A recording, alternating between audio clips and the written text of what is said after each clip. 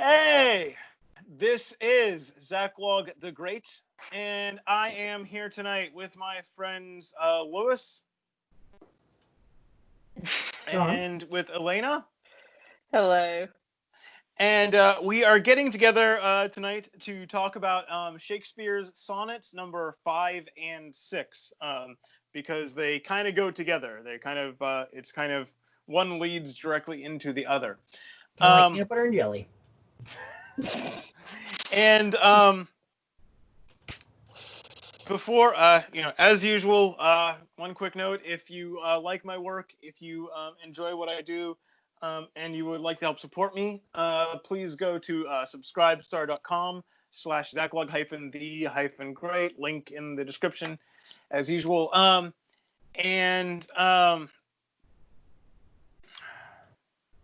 All help is greatly appreciated, so please. I feel like there was something else I wanted to say before we get started. I can't remember what it was now, so if it mattered, then I guess I will remember it later.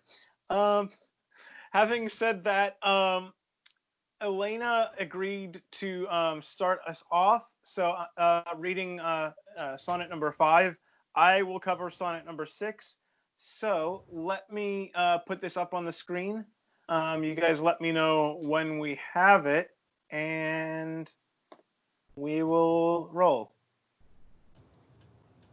Okay. Go ahead. Beautiful. All right.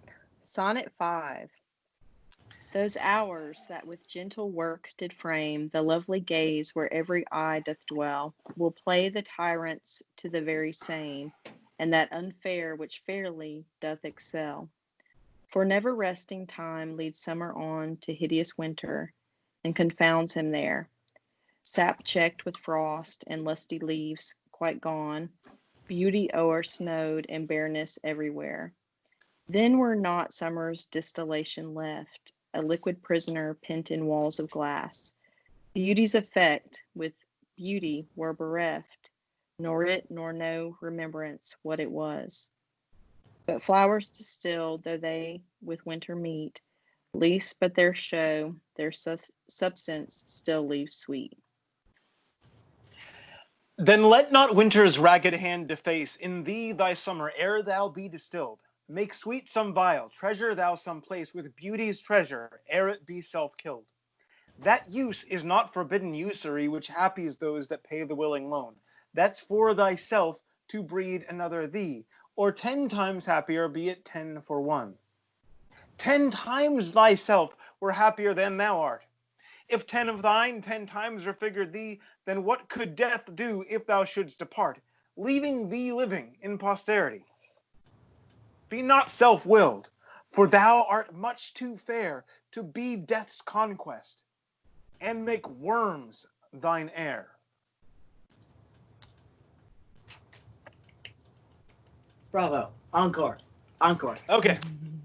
So, Lewis, would you, since the two of us read, would you like to lead off with your thoughts about the poem? If I may. The first part, sonnet number 5, gets me kind of thinking that he's talking in parable, in story, kind of making the idea of that all things in nature have a spring, a summer, an autumn, and then a fall. Basically, a born, living, and then the end of life, dying. And he's kind of describing to either someone or something the in Lion King terms, the great circle of life. So once he makes that complete circle there, he then comes back around and points straight at the reader and says, you are too valuable a person to be lost to time. You are too beautiful a creature to allow death to wipe you out.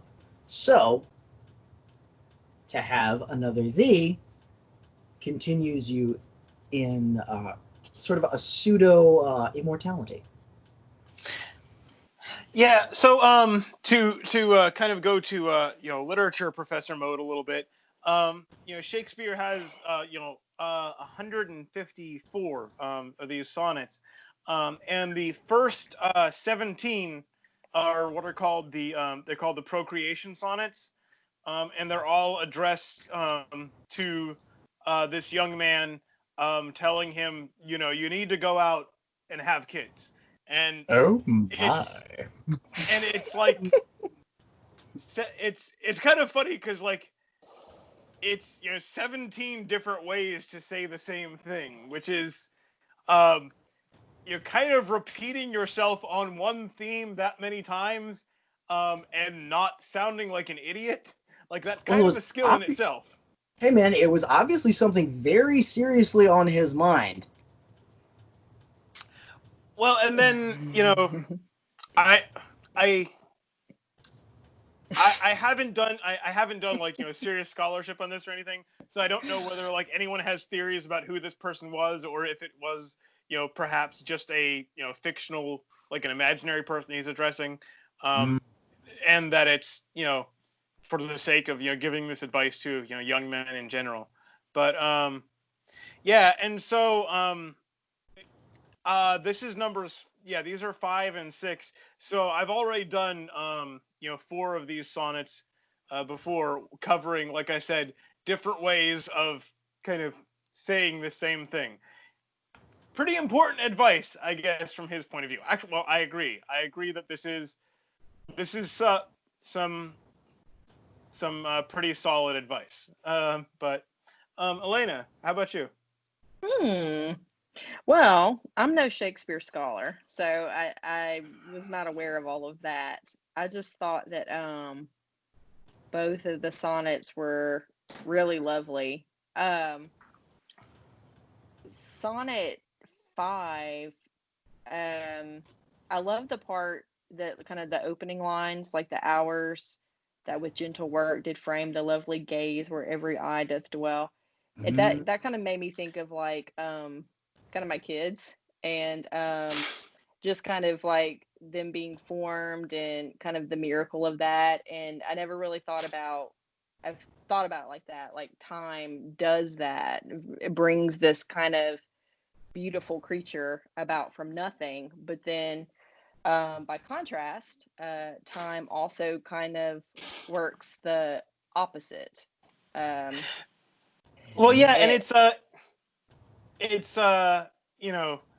if you look from young children growing up into young adulthood, there's definitely this sense of even just physically, like reaching this thing, reaching the potential, reaching what it was made for, and and advancing in what's the word complexity, advancing towards its maturity, completing its purpose. And then at the same time, and I remember this conversation when I think I was slightly on the other side of this, but like in terms of like physical your physical peak, probably somewhere around like 25, I would guess. And from that point, like the same time that built you up, the same time that created that completed this maturity in you, starts tearing you down. I I was just telling you two about this a little bit. I've been dealing with a rather serious I've been recovering from a rather serious injury myself, which is in part it's just another example of as you get older you're gonna get worn down, and so So you used to be an adventurer, and then you took an arrow to the knee.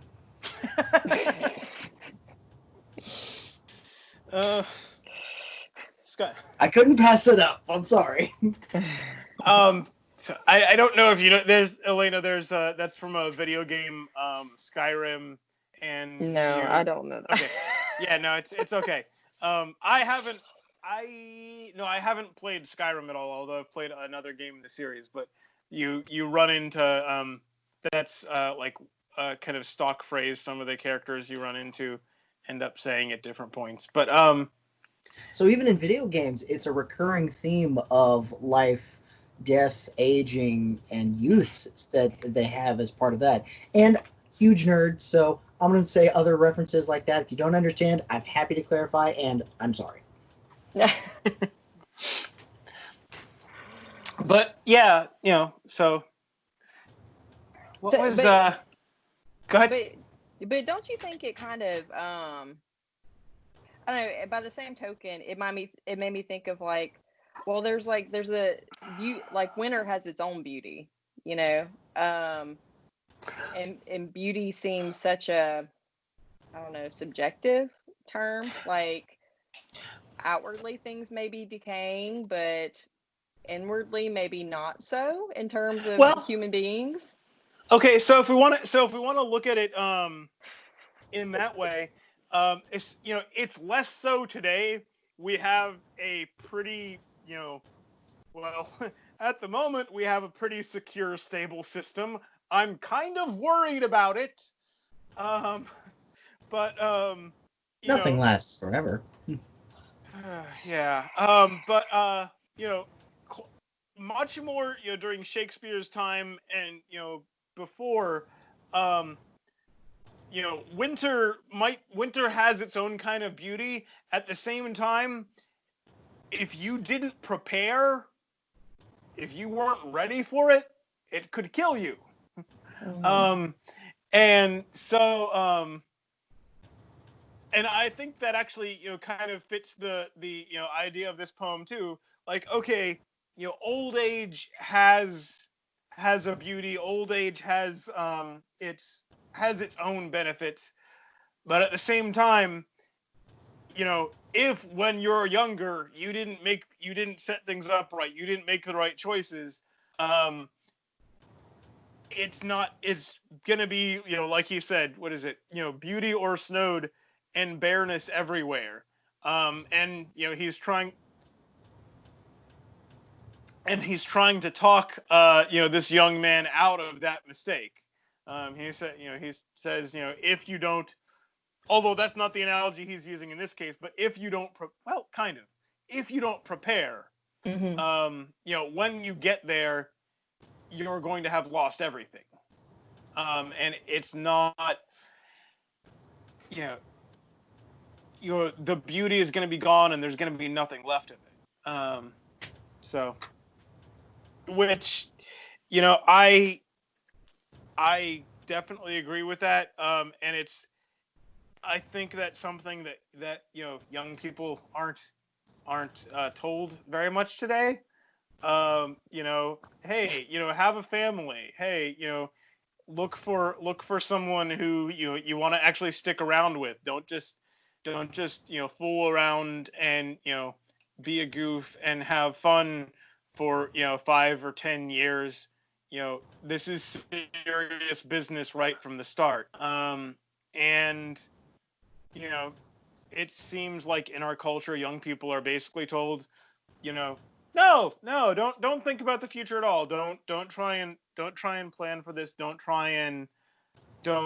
don't try and plan for a family in particular. Don't look for a stable mate. That's not that important. And you probably wouldn't want kids anyway. And like, go ahead,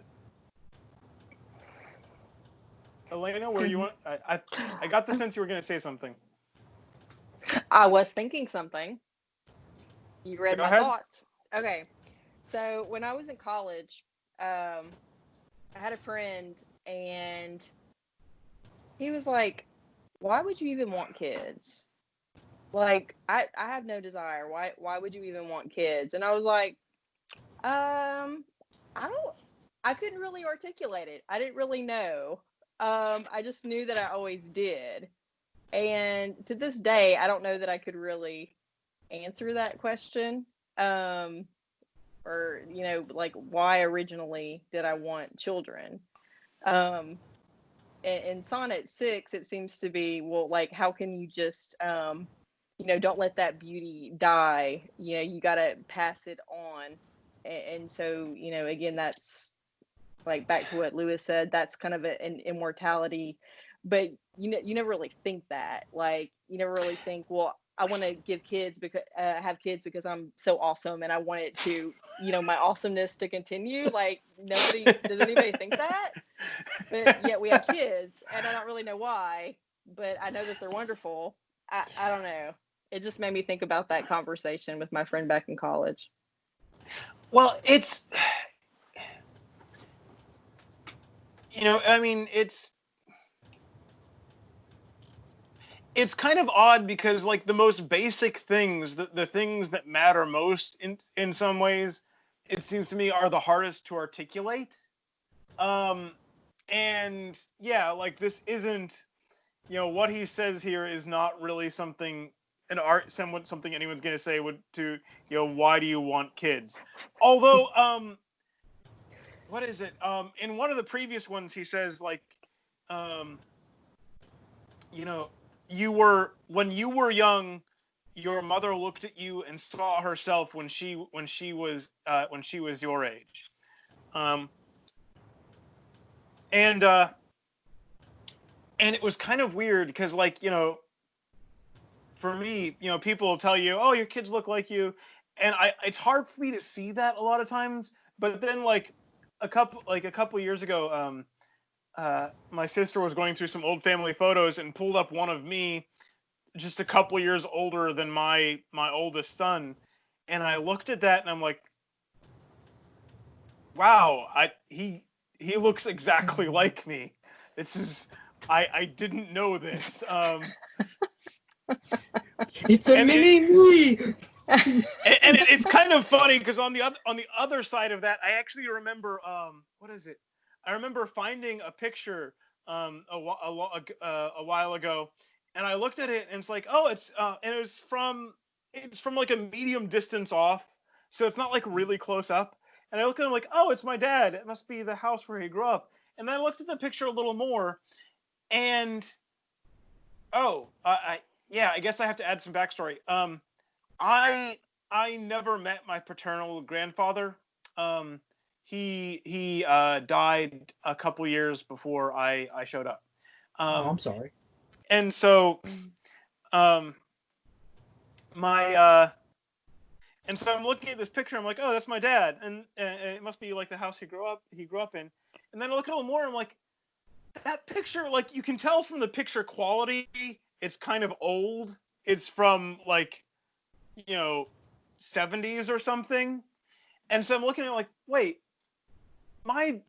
if this picture is that old, then my dad would be a young man. And I'm looking at this and like, that's my grandfather. And then I'm like, my dad looks exactly like my grandfather. And I'm like, and then I look at that, and then I make the next link in the chain. I'm like, so in another 30 years, I'm gonna look exactly like my dad. Okay, well, and it's like, okay, well, I guess I'll make peace with that. Mm-hmm. But anyway, I'm off topic and running around, so someone else jump in here. No, not really. You're actually pretty on topic as far as what Shakespeare was talking about, because that's the whole kind of lasting cycle that he was talking about as to passing things on, keeping things going. I will say, you're just seeing the evidence of it in your own family, as you probably can attest to your own family that there are similarities in genetic things that are passed on down through your family tree as well. And I can tell you right now that in my family, we got a lot of similarities as well. A lot of, kind of, balding, but, that's kind of, hey, it is what it is. And you can trace certain things and go like, hey, I recognize that. So, well, I did say I realized I kind of have to retract something I said a little bit ago, because looking at Sonnet 6, I said, like, these don't tend to be things people would actually say. But looking at Sonnet 6, and the kind of third stanza there, I think that is something someone might actually say about, why do you want to have kids? And, he says, 10 times thyself were happier than thou art, if 10 of thine 10 times refigured thee. And it's like, you know, if you're glad of your life, if you're, if you're happy your parents had you, if you're happy that your parents, raised you and, took good care of you, then, it's kind of a natural, impulse to want to pass that on. I'm glad my parents had me. I'm glad my parents, took care of me and loved me the way they did. And you know what? I'd like to do the same. I would like to give that gift to another person. There's actually another bit, if I may add a little bit to what you're saying as well. I had a little bit of something in the back of my mind going, Shakespeare lived for something serious. And I was like, really? He did? Let me check. And so I went to my phone just now, and apparently Shakespeare lived through a plague time, wherein in England there was essentially kind of the Black Death going through, and there was like they even had their own version of a quarantine going on. And so, but their death toll was pretty serious. So for people to be talking about having families and having kids and passing on things was a very serious topic, because your time of life might not be as much as you think. For example, the three of us here, we might, well, God willing, have a life expectancy of what, 70, 80 years, maybe more if we take good care of ourselves and live well. And back then, the life expectancy was what, 45, 50? And well, okay, going around half that. Now, one thing about that, and okay, the Black Death like alters this, but this is I've seen a number of people talk about this, kind of a common misconception. Even like all the way back to probably ancient Roman times, like Julius Caesar, everyone there. The average life expectancy was significantly lower than today. That's true, but what people don't take in, what most people who talk about that don't understand, is that that was very much impacted by high child mortality. The infant mortality rate. You're right. And so what that means is, if you made it like past the age of 10, I don't know the exact figures, but like say you made it past the age of 10, odds are you were probably going to go to 65, 70, 80. Well, that just makes Shakespeare's point all the more prominent, because if that's the case, then you get some people who are like, haha, I have survived my teenagers, I'm going to live forever. And Shakespeare's like, no, that's not at all the case. You don't have infinity. Things will come to an end. Yeah, sure, you'll have like 80, 90 years, but things wind down. Yeah, what was I don't know. I think I covered. I think I said what I had for the moment. So, Elaina.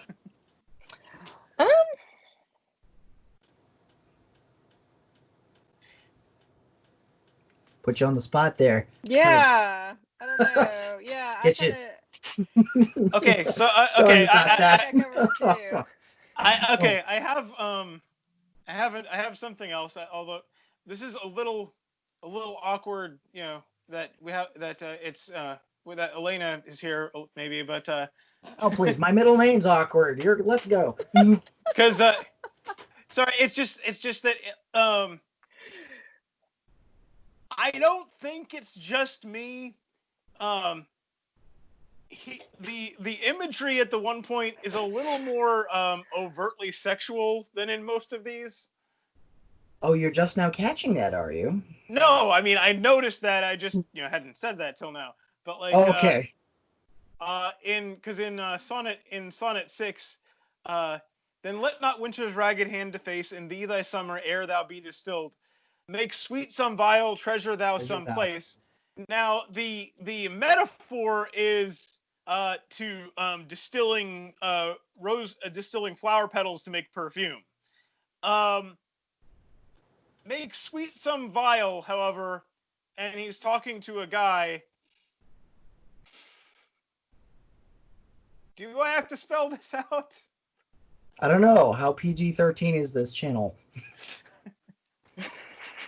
I Let's think see. we Okay. catch it. Okay, because I was about to say, I mean, we could go into some nitty-gritty between the three of us here, but I'm not sure if you want that. Yeah, but like like I was just saying, it's a little more direct image than I've seen before in these poems.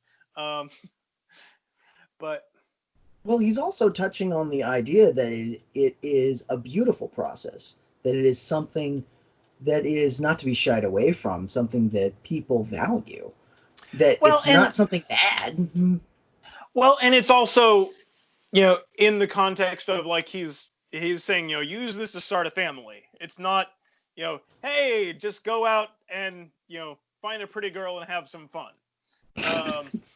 Jeez. Now you're Okay. getting modern here, brother. But what do y'all make of the that use is not forbidden usury, which happies those that pay the willing loan? I don't know what to An make of that. excellent question. No. You Okay, first, my well, lord. for one thing, at the most basic level, because this is not a common term today, commonly used term, usury is a term for loans with interest, Right. which traditionally in Christian societies had been forbidden, and honestly, I see a fair number. I see not a few people, around today who are actually saying, you know what, they probably had the right idea in forbidding that, and we should maybe go back to the old model. Student loans.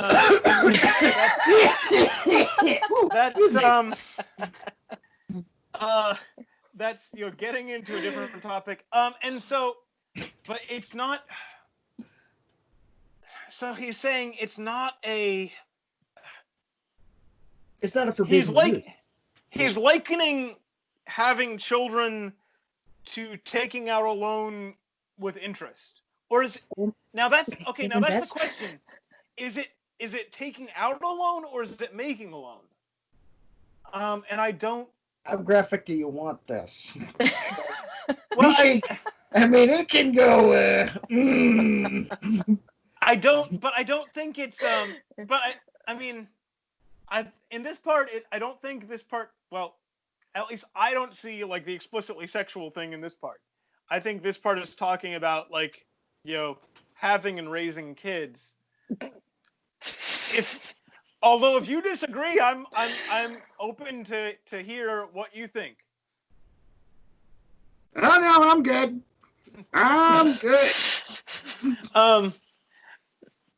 And so like I don't know. It's not entirely clear if it's if he thinks having kids is like being a person taking a loan, or being a person taking on a loan, or being a person making the loan. I don't. Which would make more sense to you guys? I don't get the distinction. In my humble opinion, it would sound more like he's talking about investing time, money, energy, lifeblood, and even your own genetics to something else other than yourself. So less more like borrowing and taking, and more investing in something for the future. Yeah, I do think now, because when I first read this, I had been thinking he was talking about it as in taking a loan.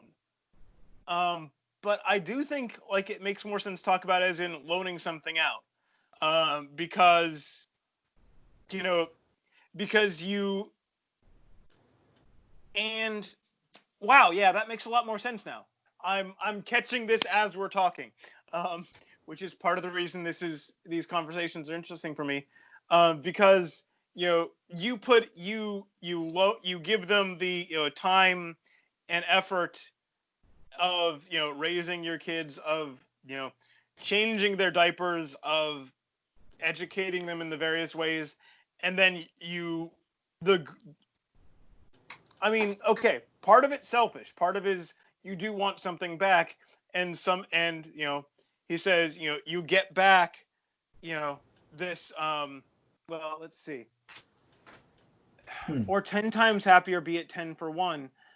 And you get back the payment of seeing, the next generation and seeing them grow up and be happy and, have a fulfilled life if hopefully, if you did your job right. Um, but okay. I'm with you. That makes sense. Looking at it that way. Agreed. So, and yeah, I'm a bit stuck again. So I don't know if one of you has something. That's all good. Just talking about kids and stuff like this makes me nostalgic about my own childhood. Yeah, well, Mhm. yeah, and that's the other part here. Two of us are on the other side of this equation a little bit. So, Lewis, you are exactly the kind of person he was talking to. Aha. Well, And yes and no, because I've always wanted a family and kids. I just haven't. Well, let's just say I went to college and talked to a lot of girls who have gone, kids, why would you want those? Hmm. I don't want to change diapers. What's wrong with you, boy? Mm-hmm. They're not. well, it's Gotta pay the willing loan. And well, and it's there you go. yeah, and like I said, there is this very ugly. I mean, I don't know how else to characterize, like, anti-life, kind of propaganda, out there that, like, why would you want to have kids? Having children ruins your fun. I mean, Money, money, and money. I'm and I'm a parent. I'm not going to say it's easy, and I'm not going to say there aren't rough parts, but at the same time, like, I mean, there are those moments that it's like, well, I mean, for one thing, there are these, just really rewarding moments, and also there's just I literally have a hard time imagining what my life would be like without them, because I just be like it like why would I be doing like just playing video games all day? Like what? Yeah. It's Like, what do we do with our lives? I don't know. like, I mean, I always wonder that. it would be frankly, like, boring and empty. I can't. I don't know. Backlog, my good man. It is apparent that you're a parent. I did So not make that up, but I love that phrase. Yeah, it's hard to articulate until you have children. Like way back when, I couldn't have said why, but now that like after the first one, like I know why. I know why, because the reward that you get from them, the love, the joy that they bring to your life, it's worth any hardship. Um, so this right on actually Shakespeare. this actually reminds me just a little bit of there's a G.K. Chesterton poem I did. It's called Love's Trappist. Um, and in our discussion on that, I said, you know when when you first meet someone, fall in love, if someone asks you what is it why do you love this person, or what is it about this person? You could say like 5-10 things, okay, and you could explain, you could give them all these reasons. I've been married 11 years now. Um, and if someone asked me, well, what is it about, your wife? Why do you love her? And I'm just like, I mean, I do love her, but like I couldn't explain it. I couldn't give an answer. It's like I said it would be like if someone asked me, why do you like having your right hand? It's like it's a part of me. I don't Yeah. know. And like when you get to that point, it's not that there aren't reasons. It's that it's nothing you can explain to anyone. It's just this is my life, and like I and it's kind of again the same thing with kids. Why are you glad you had kids? This is my life. If they weren't there, I wouldn't have my life. I can't explain it. That's fair. There are some things that are just a little deeper than words can quite reach. That's actually, yeah, and that's something I've you know when you know when you see someone in real pain, like someone's parent just died or something. I've a number of times been there, and I'm just like, I pride myself on being good with words. Not the best, but I think I'm better than average. But like when you hit a moment like that, and it's just like when you get to some of the things that really matter, it seems like the words just aren't there. The words don't get you where you need to be. And that's why we have people like Shakespeare and G.K. Shakespeare. Chesterton, because their words did manage to get there, if only for just a moment. And only just a little, but they still got there. And that's why I would that's why I try to get people interested in these things, because like I said, they can help you understand. They can help you understand, these things for yourself. The things going on inside you. They can put they can put the words to those moments for you, and once one of them does that, it lives on for a long, long time, and that's a fantastic thing. Beautiful, brother. Absolutely. If I may ask, if it's not too personal question, but ma'am, how long have you been married? Oh gosh, actually about to have my our 15-year anniversary. Well, congratulations. Oh, thank you. Yeah. So, long-term partnership is something to be celebrated, especially in today's day and age. Yeah. Mm-hmm. It's kind of going back to what Sean was saying, I was thinking about like my husband, and I could probably, maybe at the beginning of our relationship kind of articulate, he's really cute and funny and smart and stuff. And then like 15 years later, like so much has happened, and like just life and 4 babies, and there's just so much more that it's kind of beyond description, the good and the bad and the messy and the beautiful. And anyway, yeah. So I don't know if you saw that one. If you haven't, you might go back and look up the discussion on Love's Trappist. See what you think of that one. I don't. See if that, I hadn't seen that one. I'll have to watch it. So, well, it seems like we've kind of covered, the main, most of what. Well, I've covered most of what I wanted to say about this one. Lewis, any last thoughts for you? Shakespeare has a way of finding words, even inventing words, to at least try to get close to the point that he's trying to reach. And this seems like a very good way to articulate at least the idea of progeny, children, the next generation, even from a purely mercenary standpoint, that it's a good idea. It's an investment. Numbers, Especially, well, speak and to the money. To refer to someone else on YouTube, or on YouTube for the moment until he gets kicked off. Something Stefan Molyneux says,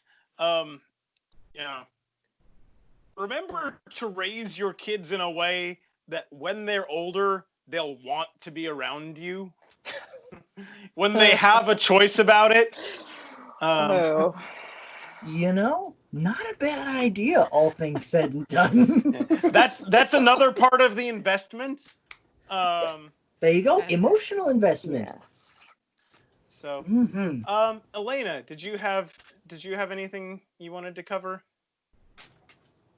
I just I never read these, and so thank you for bringing them to my attention. I just really love the things that they made me think about: time, the good, the bad, kind of the cycle of life, immortality, and all that we've discussed. So it was great.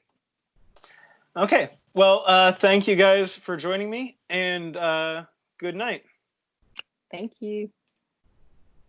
Thanks, man.